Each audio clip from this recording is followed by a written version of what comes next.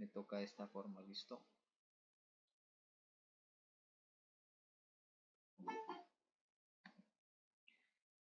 Listo, muchachos. Bueno, entonces vamos a iniciar con este tema, pues que es súper sencillo.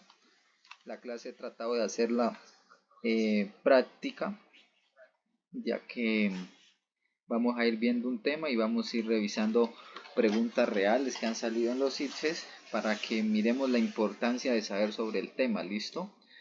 Entonces, vamos por aquí. En este caso, pues tenemos una parte, esta diapositiva nos habla sobre bioelementos. El ITFES pues no nos salen tantas preguntas sobre este tema, pero sí hay algunas. Si hay algunas preguntas que salen respecto a este tema y pues es importante manejarlas, ¿listo? Bueno, entonces en cuanto a los bioelementos, pues tenemos de que los que he mirado que particularmente salen en las pruebas ITFES son estos que están aquí. Tenemos lo que sería el calcio, tenemos lo que sería el hierro, el yodo y el flúor. Entonces, ¿qué es lo que yo creo que es importante, muchachos? En este caso, lo que sería el calcio es importante para lo que sería la formación de huesos, cartílagos, los dientes y nos ayuda también para la contracción cardíaca. El hierro es importante porque este es un ion que se une a la hemoglobina y su deficiencia nos va a producir anemia. El yodo, este es importante para el funcionamiento de la glándula tiroides. Su deficiencia de yodo daría hipo o hipertiroidismo, principalmente hipotiroidismo. Y lo que sería el flúor, este también es fundamental para la protección de los dientes y el esmalte dental.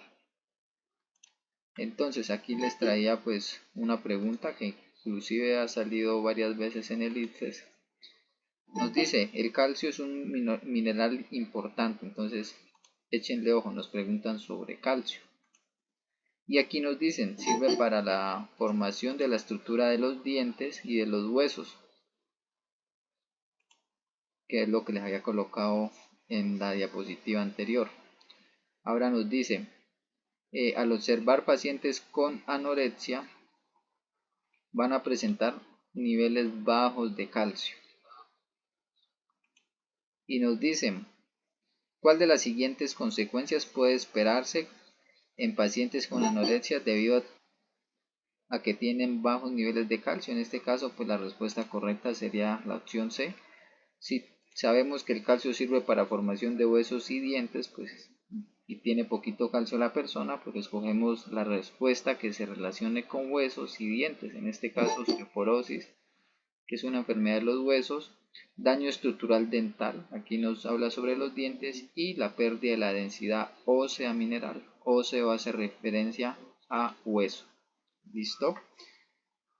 Aquí tenemos otra pregunta. En esta voy a presentar pantalla un momentico. En este caso les habla sobre la hemoglobina. Entonces, lo importante en esta parte es saber de que la hemoglobina es la que ayuda a transportar el oxígeno hacia los tejidos. Y si tenemos poca hemoglobina, pues va a disminuirse el transporte de oxígeno a las células. ¿Cuál es el punto clave? De que para la formación de la hemoglobina se necesita el hierro. Entonces nos dice aquí, con base en la información anterior, una alta concentración de monóxido de carbono en el organismo puede generar problemas de salud. ¿Por qué? Respuesta correcta sería la opción A, se disminuye el transporte de oxígeno hacia las células. Y esta pregunta número 92 también nos habla de la hemoglobina y lo asocia con la proteína, con el hierro, perdón, con el ion hierro. Y dice que este pues, se produce a partir de alimentos ricos en átomos de hierro y su función, lo que les comentaba, es transportar el oxígeno desde los pulmones hacia los tejidos. Dice que un déficit de esta proteína, es decir, de la hemoglobina, da una enfermedad que se llama anemia. De acuerdo con lo anterior, ¿qué efecto podría tener la deficiencia de hierro en el cuerpo humano? La respuesta correcta es la opción C, disminución de la oxigenación de las células. ¿Listo, muchachos? Claro, hasta allí me confirman.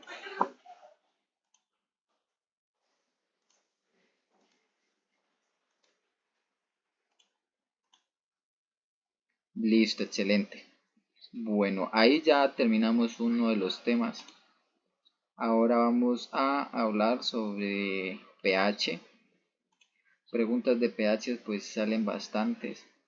¿Qué es lo que yo quiero que tengamos en cuenta, muchachos? Que el pH se mide en una escala de 0 a 14, como lo observamos en la gráfica. Y lo que es desde 0 a 6 es un pH ácido, y lo que es de 8 a 14 es un pH alcalino, y el 7 sería un pH neutro. ¿Listo? ¿Claro hasta allí?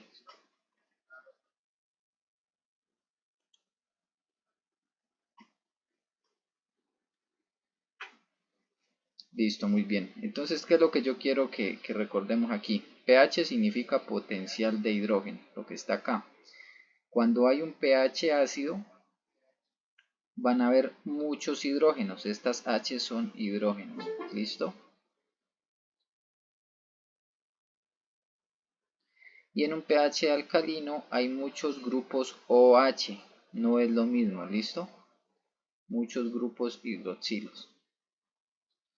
Y aquí en el pH neutro vamos a tener tanto la misma cantidad de hidrógenos como la misma cantidad de grupos hidroxilos. Deme un momento, creo que alguien está pidiendo ingreso, pero bueno, salió. Listo, entonces, punto clave, saber que el pH ácido tiene muchos hidrógenos, también van a haber grupos hidroxilos, pero son poquitos.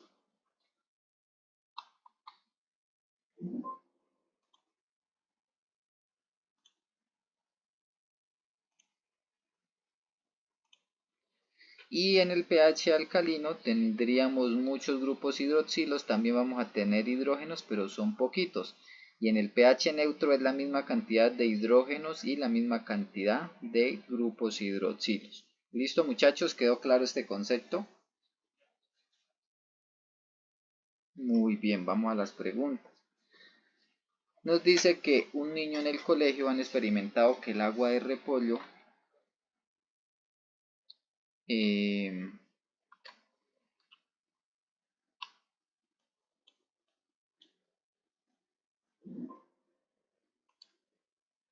listo, han experimentado que el agua de repollo eh, para usarlo como indicador de pH. Entonces observan que el agua de repollo, que inicialmente es de color morado, cambia su color cuando se mezcla con sustancias de distinta acidez. En otras palabras, va a cambiar cuando el pH es diferente. Entonces inicia en morado oscuro, que yo diría que es este de aquí, y a diferentes pHs pues va a observarse un color rosado, fucsia, azul, verde o amarillo. Entonces nos dice, los niños creen que esto se debe a que los átomos que contiene el repollo aumentan de tamaño al cambiar de pH. Pero ¿qué pasa? Que ellos al buscar en un libro encuentran que hay una sustancia en el repollo que cambia de color al ganar o perder hidrógenos. Lo que yo les decía, si hay muchos hidrógenos es muy ácido, si pierde hidrógenos es alcalino. Y esto se da cuando modifica la acidez.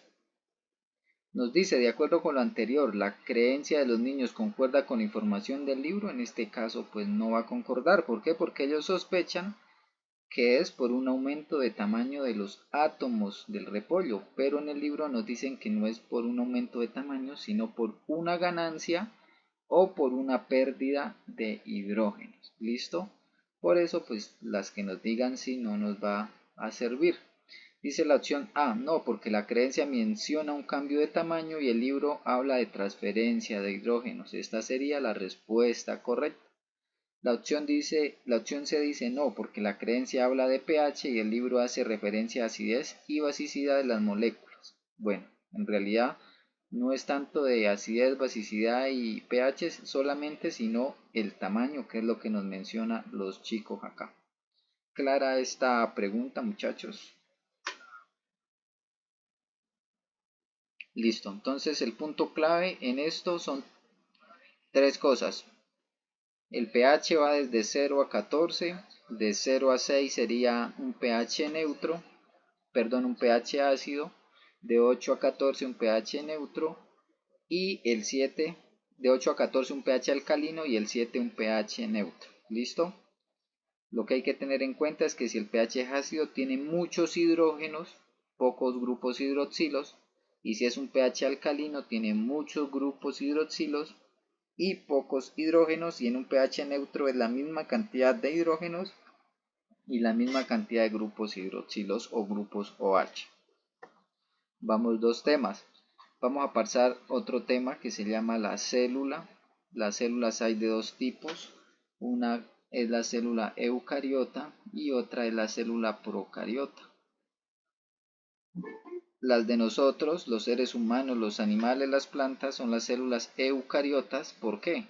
Porque estas células tienen un núcleo definido, que sería esto que está aquí, una membrana nuclear que va a cubrir el núcleo, mientras que la célula procariota no tiene un núcleo definido, sino que su núcleo está así como disperso en el citoplasma.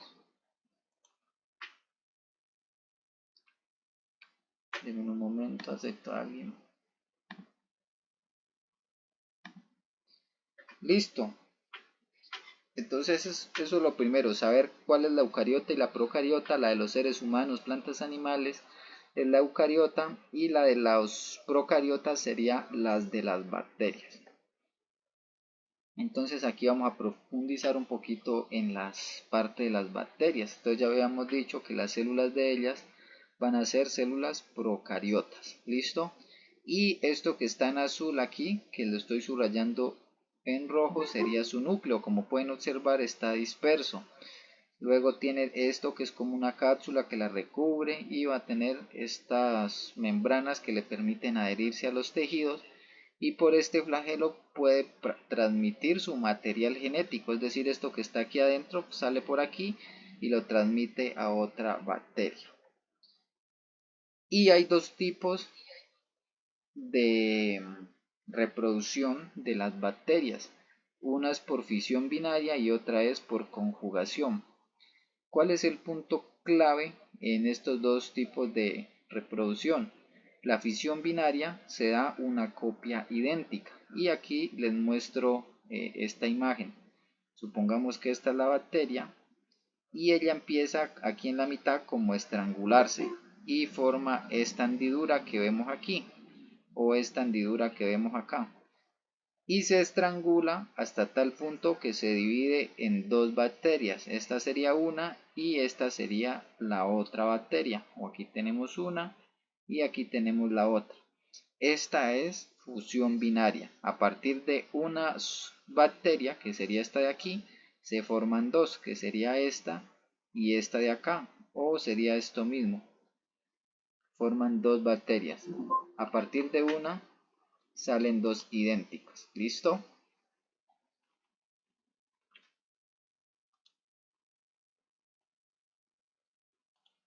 Ahora, hay otro mecanismo de reproducción que sería por conjugación. En este caso, la conjugación es una transferencia de ADN. Entonces, supongamos que tengo esta bacteria aquí y recuerdan que había una estructura por donde transfería el ADN, que sería esta, y aquí hay otra bacteria y también tiene una estructura por donde transmite el ADN. Entonces, en este caso, ¿qué es la conjugación? Que esta bacteria de acá le puede transmitir el ADN a esta bacteria de acá. ¿Y qué hacen? Ellos unen estas dos estructuras y por aquí se transmiten el ADN, y las dos bacterias o una de las bacterias va a quedar con ADN de la otra. ¿Listo? Y esta bacteria posteriormente la puede transmitir a otra, y de esa manera se van reproduciendo y se va dando la transmisión de ese material genético. Listo, entonces dos formas de reproducción. Fisión binaria, el punto clave es que desde una bacteria sale una copia idéntica a la original, mientras que en la conjugación se da una transferencia de ADN, y en este caso las dos bacterias son diferentes, no son idénticas como en la fisión binaria. ¿Listo, muchachos? Y aquí les tengo una pregunta que inclusive salió en el último ITFES. Aquí nos habla, dice el proceso de conjugación.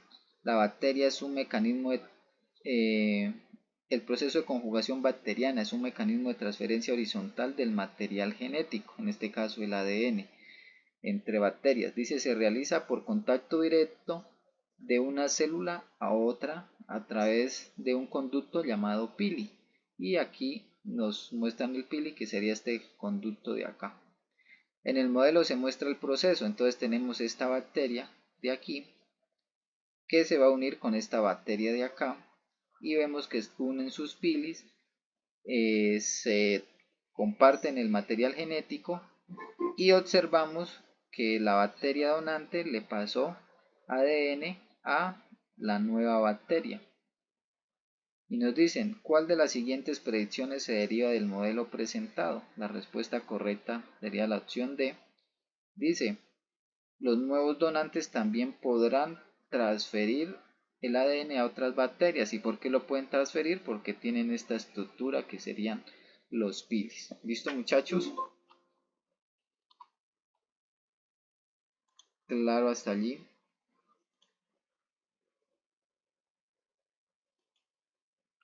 Muy bien. Pues son varios temas, nos toca así. Igual la clase está grabada para que después repasen con la grabación, ¿vale? Pero ¿tienes dudas de pronto de esta parte?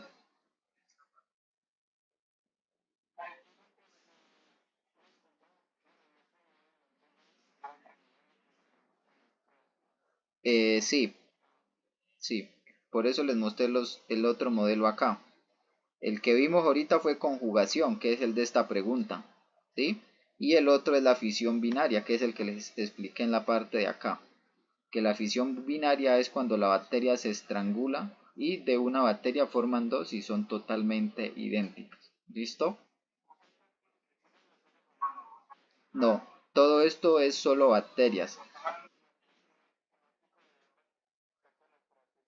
No, esto es solo de bacterias, no es de los humanos. Solo las células de las bacterias, porque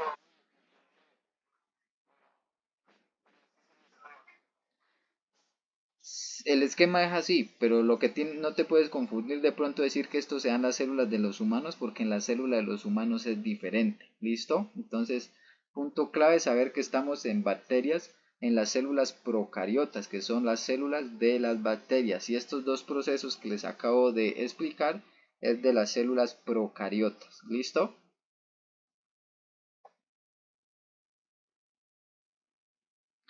Bueno, ahora ¿qué pasa? Ahora sí vamos a pasar a las células. Ahí ya terminamos las células procariotas. Ahora pasamos a las células eucariotas, que son las células de los seres humanos, de las plantas, de los animales. ¿Listo? Esta es, si recordamos, la célula es más o menos así. Y aquí pues estaría su núcleo. El resto sería el citoplasma y lo que está en rojo sería la membrana nuclear. Entonces vamos a hacerle como un zoom a esta parte de la membrana. Entonces una membrana de una célula está conformada de esta manera, tiene dos capas.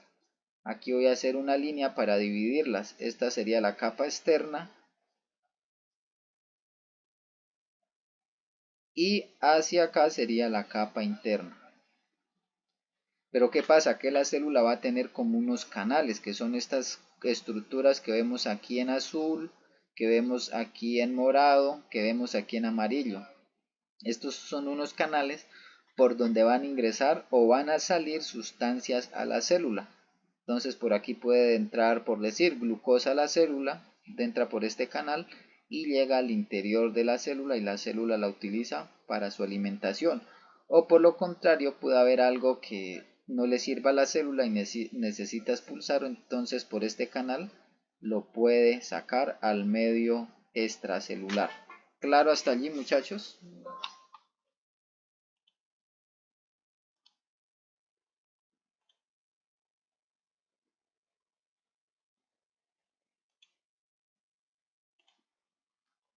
Listo, entonces esto que vemos aquí es lo mismo. Tenemos la membrana, la capa externa y la capa interna. Y estos serían los canales que yo les hablaba. Entonces los canales tienen, esas proteínas tienen un poro, que es el que estoy subrayando, y por ahí es por donde van a ingresar o por donde van a salir lo que serían lo que necesite la célula. Entonces ahí van a nacer unos conceptos que son muy esenciales en el ITFES, que serían los mecanismos de transporte. Hay dos tipos de transporte, que es el transporte pasivo y el transporte activo. ¿Listo? Sí o sí les van a salir preguntas en el ITFES sobre este tema. Y en muchas ocasiones estas preguntas en la parte de naturales les quitan el 100 a los estudiantes, entonces es un tema de prestarle mucha atención. ¿Listo? ¿Cuál es la diferencia de transporte activo y transporte pasivo? El transporte pasivo no gasta energía y la energía se le dice ATP. Siempre que nos hablen de ATP significa energía. Entonces el transporte pasivo no gasta ATP, el transporte activo sí gasta ATP.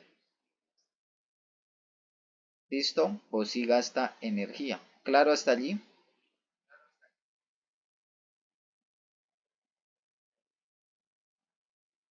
Listo, muy bien. Ahora, ¿cuál es el otro punto que yo quiero que tengamos en cuenta? Que el transporte pasivo se va a dividir en otros dos tipos de transporte, que es la difusión simple y la difusión facilitada, que ya lo vamos a ver en la siguiente imagen. Esto sería una difusión simple. ¿Se acuerdan de la membrana de la célula? Esta sería la capa externa, para acá sería la capa interna, y el transporte simple va a hacer referencia al transporte principalmente de los gases, como el oxígeno y el dióxido de carbono. Entonces, ¿por qué es simple? Porque ellos van a difundir por esta membrana hasta acá al interior de la célula sin necesidad de ningún transportador. Recuerdan que habíamos visto unas estructuras que eran proteínas y tenían un canal y por ahí ingresaban las cosas. En este caso, lo que son los gases como el oxígeno y el CO2 no van a necesitar de esas proteínas, es decir, atraviesan la membrana sin ayuda de nada. Y como no necesitan ayuda de nada, no gastan energía. Por eso se les dice que es un transporte pasivo y no hay gasto de energía, y en este caso es una difusión simple. ¿Listo? ¿Vamos ahí?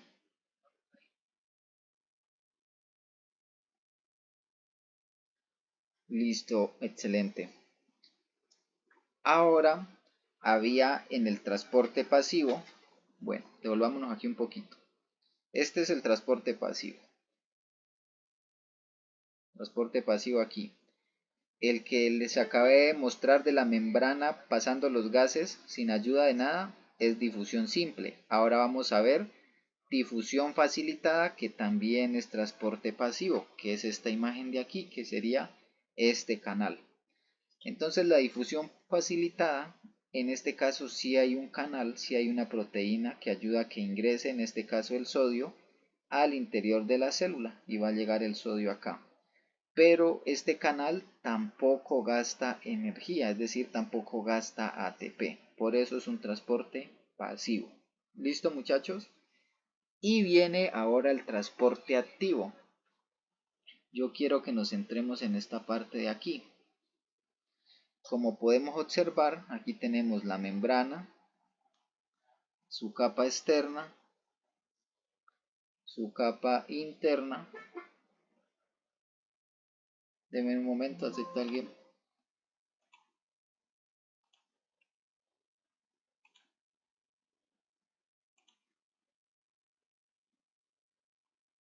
Listo, aquí tenemos la membrana externa, la membrana interna, y aquí tenemos pues una proteína, que es la que tienen los canales. Pero ¿qué pasa? Yo quiero que nos centremos en esta proteína D. En este caso va a ser un transporte activo. ¿Y ustedes cómo lo van a reconocer? Y es la misma forma como nos sale en el ITFES, porque habíamos dicho que el transporte activo sí gasta energía y la energía se le dice ATP. Y en este caso observamos que por este canal va a ingresar una sustancia que es la sustancia D y nos muestran aquí, nos dice ATP y termina en ADP. ¿Qué quiere decir esto? Que hubo un gasto de energía. ¿Listo, muchachos? Claro hasta ahí. Entonces, aquí volvemos a repasar todo. El transporte se divide en activo y pasivo. El activo gasta energía, gasta ATP, mientras que el transporte pasivo no gasta energía, no gasta ATP. Y se divide en dos. Uno, que es la difusión simple, que es este caso de aquí, donde vemos que los gases, en este caso como el oxígeno, ingresa sin ayuda de nada y no necesita energía. El otro transporte pasivo es la difusión facilitada, que es esta de aquí, donde vemos en este caso que ingresa sodio por este canal y no hay gasto de energía. Y el otro tipo de transporte es el transporte activo, que en este caso sería esta proteína de acá. ¿Y cómo la diferenciamos de la difusión facilitada? Porque está la proteína, está el canal, ingresan las sustancias, pero el punto clave es mirar esto, que nos diga ATP. Si a ustedes les sale esto y les dice ATP, quiere decir que hay gasto de energía y sería un transporte activo. ¿Claro hasta allí?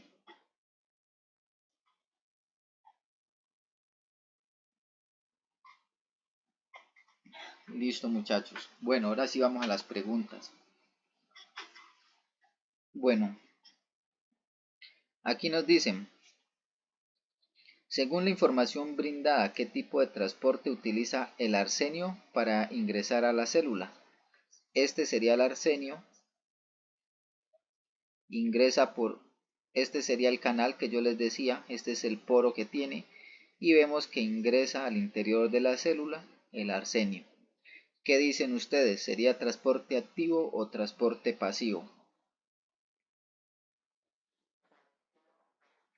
Activo, ¿por qué dices que es activo?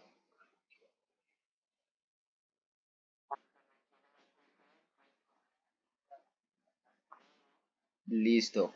¿Alguien tiene otra opción de respuesta?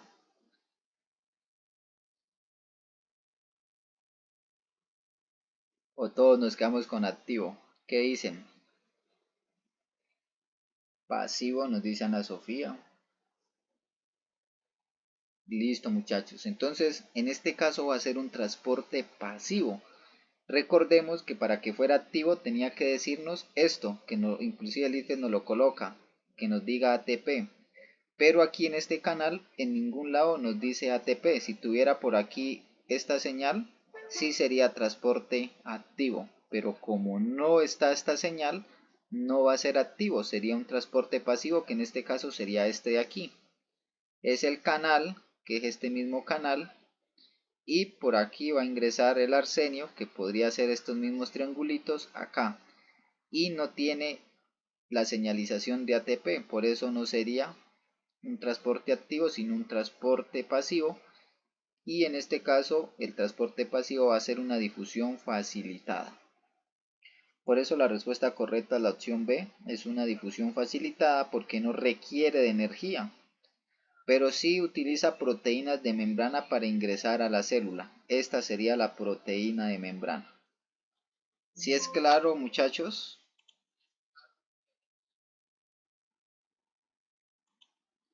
Listo, muy bien. Entonces, ojo, punto clave es saber eso, aunque el IFES siempre les da pistas, como lo he dicho antes. En esta pregunta acá les coloca las diferentes tipos de transporte. La difusión simple y le colocan como esto es como hacer cuenta del oxígeno que va ingresando a la célula. Y aquí nos dice la difusión facilitada y acá el transporte activo y nos coloca el ATP. Listo, muchachos, ojo con eso. Bueno, vamos a pasar a otro tema, pero también referente a la célula. La célula va a estar conformada por diversos tipos de organelos, se les dice, o organelas, que pues los más importantes que he querido nombrar son estos. Tenemos el núcleo, que es donde se guarda la información genética, el ADN. las mitocondrias, que es donde se produce la energía, lo que es peroxisomas y lisosomas, estos nos ayudan a tener la célula limpia. Entonces coloquémosle limpiar la célula. Lo que es los ribosomas nos ayuda a formar las proteínas. El aparato de Golgi guarda las proteínas que se formó en los ribosomas, entonces guardar. Y el retículo endoplasmático, este junto con los ribosomas forman las proteínas. ¿Por qué? Resulta que este que está aquí en café es el retículo endoplasmático, y si miran como unos gusanitos ahí amarillitos, son los ribosomas. Entonces los ribosomas están pegados al retículo endoplasmático, por eso entre los dos van a ayudar a la formación de proteínas. ¿Listo? Claro hasta ahí las partes de la célula y para qué sirven.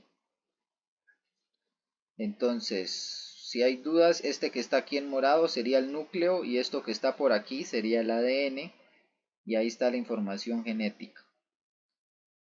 Lo que les mencioné en café sería el retículo endoplasmático y los gusanitos serían los ribosomas y ayudan a la formación de proteínas. Esto blanco y esto como gris sería lisosomas y peroxisomas y nos ayuda a limpiar la célula. Y las mitocondrias es esta que está aquí amarilla o esta que está por aquí, y ahí se sintetiza la energía de la célula, el ATP. Y bueno, eso. Y el aparato de Golgi, que es este de acá, este es el que guarda las proteínas que se formaron aquí en el retículo endoplasmático. Aquí tenemos lo mismo, el núcleo, el ADN, lo morado sería el retículo endoplasmático, los punticos ahí serían los ribosomas, estas de aquí serían mitocondrias para producir energía, y estos son los lisosomas para limpiar la célula. Listo. Aquí observemos este lisosoma. Este es el lisosoma. Y como les decía, ayudan a limpiar. Entonces aquí ingresó como una partícula extraña a la célula. Y este lisosoma fue y se unió. Y cogió y la degradó. Y ya él coge y la expulsa afuera de la célula y como que la va limpiando. ¿Listo?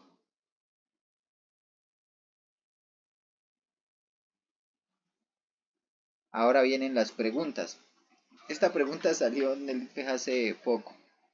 Dice, como pueden observar es la misma figura que les coloco acá.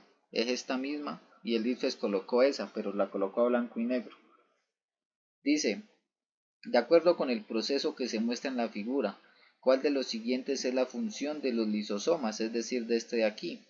Lo que yo les había dicho. En este caso es digerir partículas en el citoplasma. ¿Por qué digerir? Pues porque él es el encargado de la limpieza, y aquí observamos que se unió y pues la destruyó. ¿Listo? Claro hasta allí.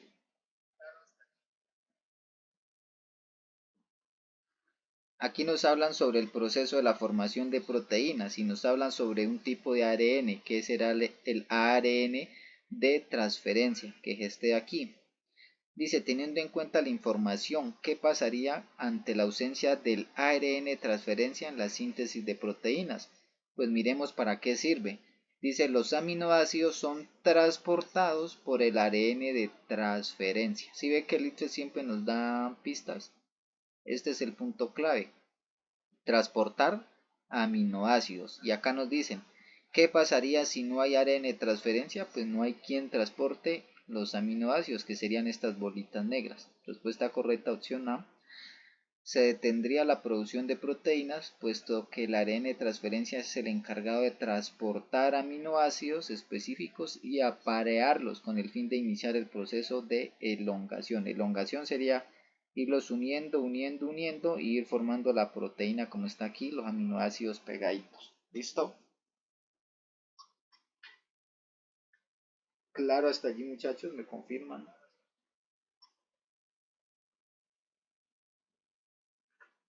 Muy bien. Esto es lo que les decía, las mitocondrias para producción de energía, el núcleo para el ADN. Y hablando de ADN, aquí les quería mostrar esta pregunta. Dice, de acuerdo con la figura, ¿qué moléculas se encargan de llevar la información genética del gen para traducirla en proteínas en los ribosomas? Entonces, esto que está en gris oscuro es el núcleo y como les decía, ahí está el ADN y el IFE nos lo coloca y nos coloca la estructura del ADN aquí. Este ADN debe salir a los ribosomas, que sería este de acá. Y el que lleva ese mensaje nos dice, este sería el ARN, esta tirita aquí, y el que lo lleva es el ARN mensajero. Lo cogió, lo trajo acá a los ribosomas, y aquí nos dice el ARN mensajero trajo esta molécula y esa se convierte en proteína.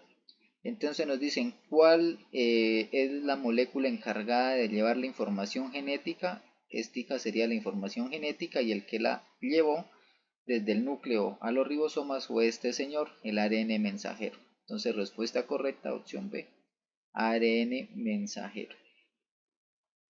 Difícil muchachos, me confirman claro allí.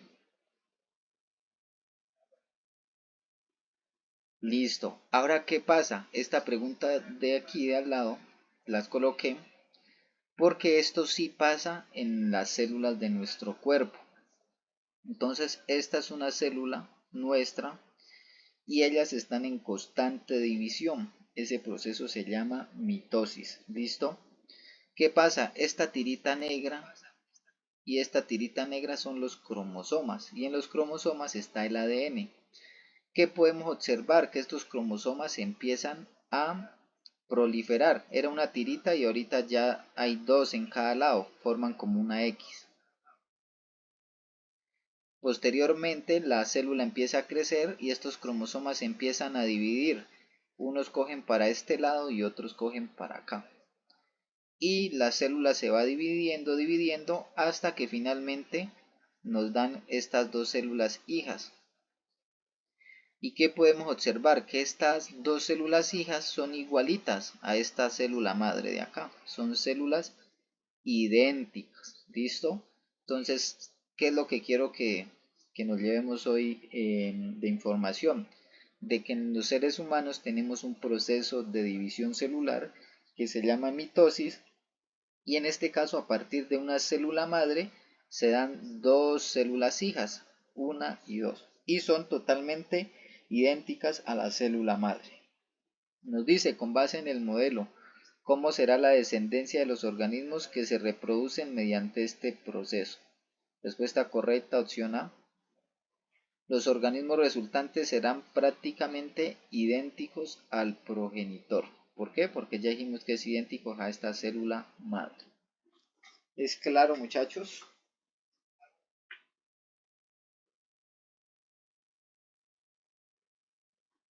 Listo, muy bien. Bueno, esta partecita yo creo que la dejamos para la próxima clase porque esta sí nos quita un poquito de tiempo. Quiero que miremos esta parte, lo que serían las partes de una onda. Entonces, tenemos de que la onda va a tener lo que sería estas partes. Una sería la amplitud. La amplitud va desde este punto hasta este punto de acá. Inclusive podríamos decir que lo podríamos llevar desde acá. Esto sería la amplitud de la onda.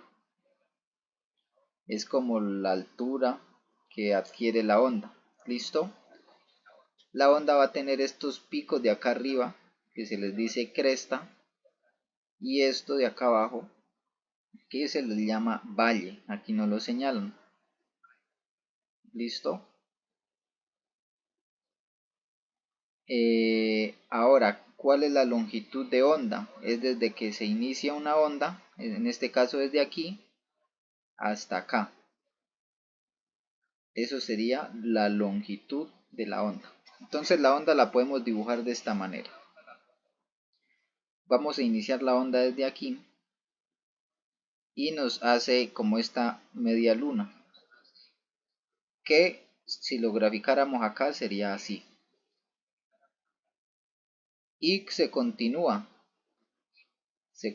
por aquí hasta llegar a este punto. Aquí tendríamos una onda completa. ¿Por qué? Porque esta otra media luna de acá sería esto así y formaríamos como un círculo. ¿Listo?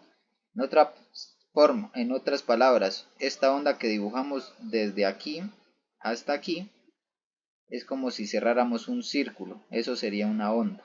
¿Listo, muchachos? ¿Claro hasta ahí?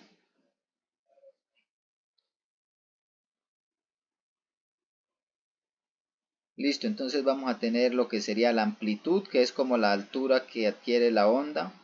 Vamos a tener la longitud, que es de donde va una cresta hasta otra cresta, o valle hasta otro valle. Y tenemos las crestas, que es la parte superior, y el valle, que es la parte inferior. Listo, muchachos, ahora miremos las preguntas. Esta inclusive ya la habíamos visto en la clase y fue pregunta del último ITFES. Nos dice que en este caso la frecuencia de las ondas del grupo 2 es 5 veces, que en este caso habíamos dicho que la respuesta correcta era la opción D. ¿Y cómo nos vamos a fijar en eso? En otras palabras, lo que nos quiere decir es que si en el grupo 1 hay 2 ondas, en el grupo 2 debe haber 10. Y en este caso, si iniciamos desde aquí, contamos un valle y otro valle. ¿Qué quiere decir eso? Que en el grupo 2 tendríamos 10 valles, que sería este: 1, 2, 3, 4, 5, 6, 7, 8, 9 y 10. Y listo, muchachos. En este caso, ¿qué cambió? La frecuencia. Entonces, punto clave, la frecuencia. A mayor frecuencia es como si las ondas fueran más rápidas y van a estar más cerca las crestas o más cerca los valles. Y a menor frecuencia la onda es como más amplia y las crestas y los valles se van a alejar. ¿Listo? Creo que aquí hay otra pregunta, ¿sí? Nos dice, en la segunda onda, bueno, nos muestran esta onda de acá, la onda 1 y la onda 2. Dice, en la segunda onda, ¿cuál magnitud aumentó su valor y cuál permaneció constante? ¿Qué observamos acá? Que tiene una cresta y que tiene un valle, y que su amplitud va desde -1 hasta 1.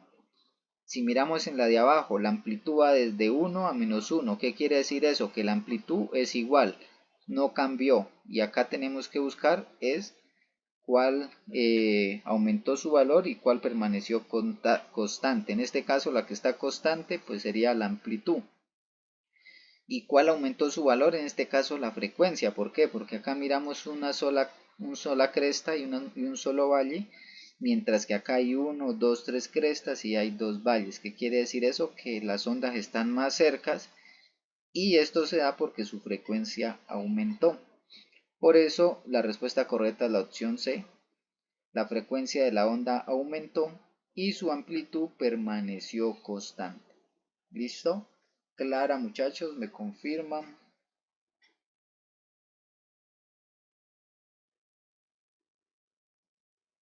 Listo. Vamos a revisar este último tema y dejamos por ahí. Ya los otros temas sacamos otra clase. ¿Listo? Estas son las partes de un átomo. El átomo va a estar conformado por electrones, protones y neutrones. Los neutrones y los protones están en el centro del átomo, que sería la bola amarilla y la bola azul. Y los protones tienen carga positiva y los neutrones, su carga, como su nombre lo dice, va a ser neutra. La otra parte que conforma a un átomo es estas bolas rojas, que serían los electrones, y los electrones van a tener carga negativa. Claro hasta allí, muchachos, y los electrones se ubican a la periferia. Ahora miremos esta pregunta, dice, Los átomos neutros tienen igual número de protones y de electrones, mientras que los iones positivos tienen menos electrones. Dice los protones, ¿qué protones? Dice, el boro es un elemento con un número atómico de 5, el cual indica la cantidad de protones, o sea que tendría 5 cargas positivas. 5 positivas, ¿por qué? Porque dice que el número atómico es 5 y ese indica el número de protones. Y de electrones del átomo neutro. Dice, teniendo en cuenta la información anterior, ¿cuál de las siguientes opciones muestra correctamente el ion positivo de más 3 de boro? ¿Qué quiere decir eso? Que tiene que tener 3 cargas positivas en la opción de respuesta que escojamos, que en este caso la respuesta sería la opción A, esta de aquí, que inclusive aquí la han marcado mal. ¿Por qué? Aquí vemos que nos dice de primero protones y miramos cuántas bolitas, 1, 2, 3, 4, 5. 5 protones que serían 5 cargas positivas. Y miramos los electrones que son estos de acá abajo y vemos que hay 1, 2 cargas negativas. Si a 5 le restamos 2 nos daría 3 positivo, que es esta parte de aquí. ¿Listo, muchachos? ¿Clara esa? Entonces el punto clave a saber, muchachos, es que los protones siempre van a ser cargas positivas, los electrones cargas negativas y los neutrones no tienen carga. Listo, es una carga neutra. Listo, muchachos, estos ya son otros temas y pues nos van a quitar un poquito más de... Bueno, creo que nos quitan otra hora más o menos.